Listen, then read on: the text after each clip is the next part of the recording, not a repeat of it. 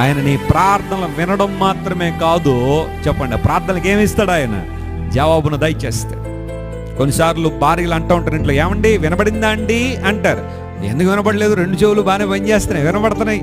కానీ ఆ వినిన పని కొంతమంది చేయరు కదా. నేను చెప్పింది వినబడలేదా అంటారు. అంటే చెవులకు వినబడలేక కాదు, వాటిని నెరవేర్చలేదని అర్థం. కానీ దేవుడు అలాంటి వాడు కాదు. ఆయన చెవులతో వింటాడు, తన కార్యములు మన జీవితంలో జరిగిస్తాడు. హల్లెలూయా. Your prayers shall be answered.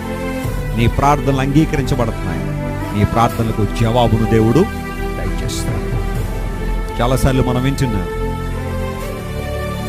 George Muller అనే దేవుని సేవకుడు ఒక పుస్తకాన్ని మెయింటైన్ చేసేవాడట. ఆయన దేవుని సన్నిధిలో ఏమేమైతే అడుగుతున్నాడో దేవుని నుండి ఎప్పుడెప్పుడు సమాధానాలు వచ్చినాయో ఆ పుస్తకాన్ని మెయింటైన్ చేసినప్పుడు తన జీవితంలో రక్షణ పొందిన దగ్గర నుండి ప్రభు రాజ్యానికి పిలువబడేంత వరకు